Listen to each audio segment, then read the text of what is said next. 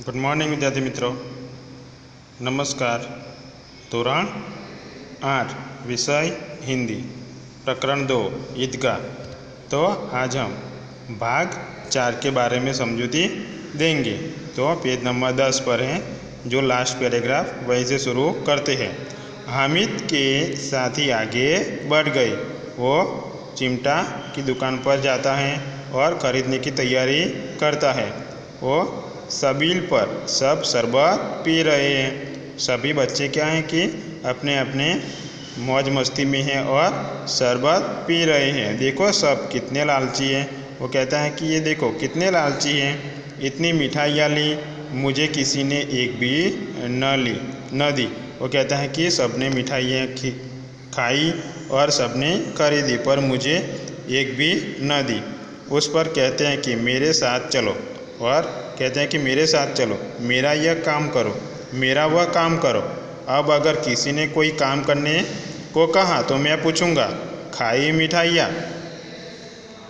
आपका मुंह सड़ेगा। क्या है कि सबने मिठाइयाँ खाई और मुंह सड़ेगा आपका, फोड़े फुसियाँ निकलेगी, आपकी ही जबान चटोरी हो जाएगी। वो सबको गालियाँ देता है और कहता है कि उसके मुंह सड़ेगा, उसको फोड़े फुसियाँ यानी बड़ी बड़ी फुलियाँ भी निकलेगी, उनकी जबान क्या है, चटोरी यानी अच्छी नहीं बनेगी। तब घर से पैसा चुराएंगे और मार खाएंगे।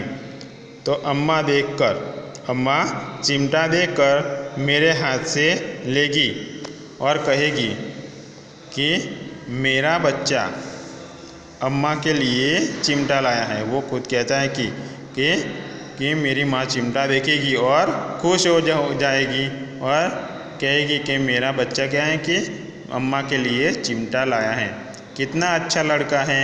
इन लोगों के खिलौने पर कौन इन्हें दुआएं देगा? कि खिलौने लेंगे तो कोई दुआएं नहीं देगा। बड़ों की दुआएं सीधे अल्लाह के दरबार में पहुँचती है। क्या है कि बड़ों की दुआएं अल्लाह के दरबार में ही पहुँचती है और तुरंत सुनी जाती है।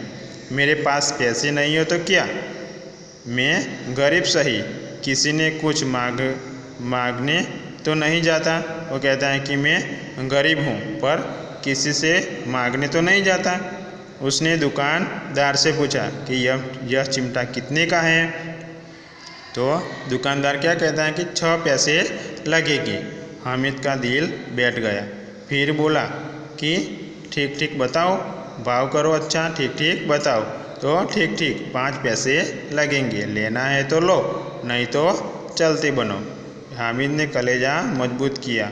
वो कहता है कि मेरे पास तो वो सोता होगा 3 ही पैसे हैं और 5 पैसे से कैसे खरीदूँ, 3 पैसे लोगे? वो कहते हैं कि कलेजा यानी वो अच्छा कहता है कि मजबूत रहकर कि 3 पैसे लोगे। और वह आगे बढ़ गया ताकि दुकानदार की घुड़कियाँ न सुने, वो गालियाँ न दे कि 3 पैसे में चिमटा खरीदने आ गया है, चल भाग। पर वो नहीं ऐसा कहता है कि लेकिन दुकानदार ने घुड़कियाँ नहीं दी, बुलाकर चिमटा दे दिया। दुकानदार ने बुलाया बच्चे को और चिमटा दे दिया।